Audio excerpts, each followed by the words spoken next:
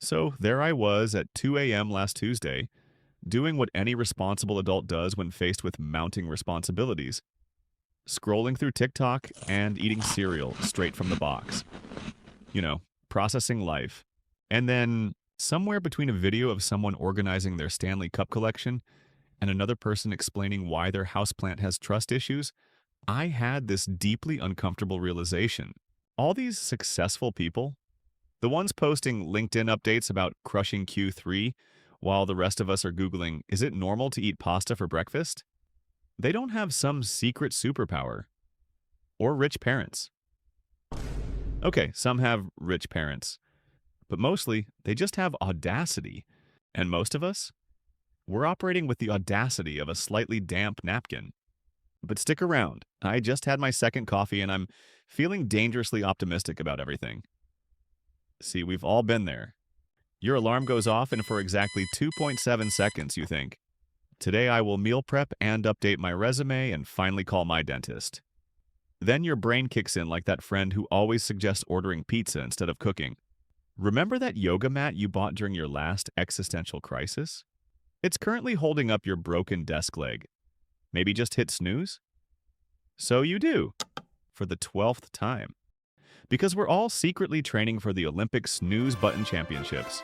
I read this thing on the internet, so you know it's legit, that the only real difference between people who build empires and people who just passionately complain about their empires on Twitter is audacity.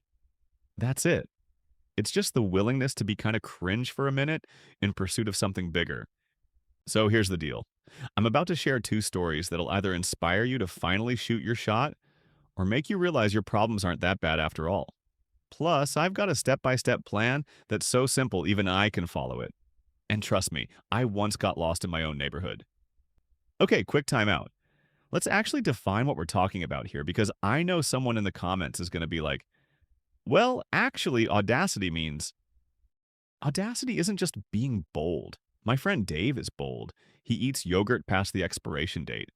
That's not audacity, that's a gamble with the universe. Real audacity is like if confidence and a Red Bull had a baby, but the baby did all the reading for class. It's a calculated risk that makes people say, "Are you serious?" While you're internally thinking, "This might work." Take Elon Musk, a guy who sold PayPal for approximately all the money in the world. Instead of buying a private island and becoming a professional hammock tester, he was like, you know what sounds fun? Starting a car company and a space company. Simultaneously. Because having one midlife crisis is for amateurs. The establishment thought he was having a breakdown. NASA was probably like, that's adorable, buddy. Car companies were like, electric vehicles? Sure, and I'm going to start a time machine company. But, plot twist, he didn't just invest some of his PayPal money. He went all in. His entire fortune. That's the financial equivalent of using your life savings to bet on a single number in roulette because you have a really good feeling. By 2008, both companies were on life support. He was broke. A normal person would cut their losses, maybe get a sensible job. Musk? He borrowed more money. It's the energy of using one credit card to pay off another and calling it strategic financial innovation. And somehow, it worked. Now, Tesla is worth more than the GDP of a small country, and SpaceX launches cars into space for the aesthetic. The man's only regret is that he wasn't more audacious. Meanwhile, I can't even commit to a Netflix series. Then there's Oprah, the queen of audacity. In 1984, she was hosting a generic morning show. The TV wisdom was simple. Smile, stay bland, and whatever you do, don't have opinions.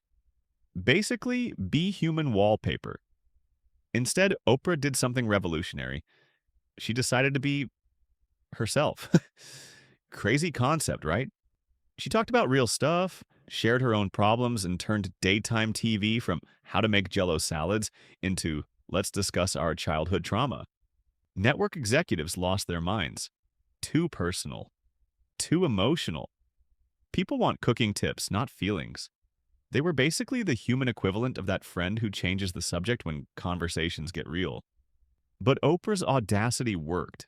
She didn't just beat the competition, she obliterated them so hard they probably needed therapy.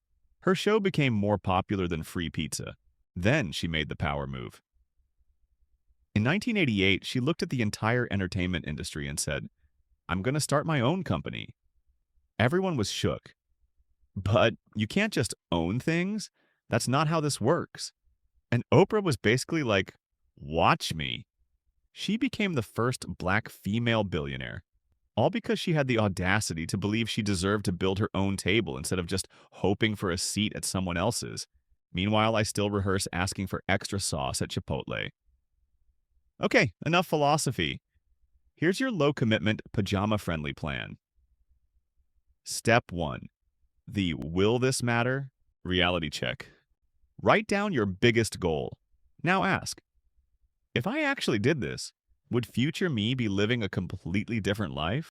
Or would I just be the same person with slightly better furniture? If it's the latter, dream bigger. Your goal should scare you just enough that you consider taking a nap instead. Step 2. The 10x question. Instead of asking, how do I do this? Ask, how would I do this if it had to be 10 times bigger and I only had half the time?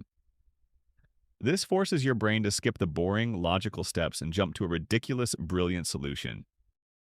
Step 3. The fear audit. Write down every single reason this will fail. All of them. Get weird with it. For each fear, write down what would actually happen if it came true. You'll realize 99% of them are about as catastrophic as running into your ex at the grocery store. Awkward? Sure. World-ending? Nope. Step 4. The no take-backsies commitment. Make quitting more embarrassing than continuing. Tell your friends. Post about it. Bet someone your favorite hoodie. Create a social cost for backing out. Step 5. Daily mini Audacity practice. Do one mildly brave thing every day. Email someone you admire. Actually speak up in that meeting? Order the weird coffee drink. Try to parallel park instead of circling for 20 minutes. Audacity is like a muscle. The more you use it, the stronger it gets. Let me be clear. Audacity doesn't guarantee success. Musk almost lost everything. Oprah got criticized. You might try really hard and still have cereal for dinner sometimes, but Audacity does guarantee you won't be that person at your high school reunion talking about the business you almost started or the trip you were planning to take. You know that person. We all know that person. Don't be that person. The biggest risk isn't failing spectacularly. It's succeeding at something that doesn't even matter. Because nobody on their deathbed is like, you know what? I'm really glad I never took any chances. So here's my question for you, you beautiful vessel of untapped potential. What would you attempt if failure came with a money-back guarantee? Write it down, in pen. Because pencil is for people who are still exploring their options. And if this was slightly more interesting than scrolling through LinkedIn updates about people excited to announce things, I don't know, share it or something. Life's too short to be tired all the time and too long to not do at least one thing that makes your palms a little sweaty. Now, go be audacious, or just go get coffee. That can be a start. Maybe I'll see you in another random internet deep dive. Of course, that's if you're subscribed. Now, if you'll excuse me, I have a very important meeting with my couch and a concerning amount of leftover Thai food.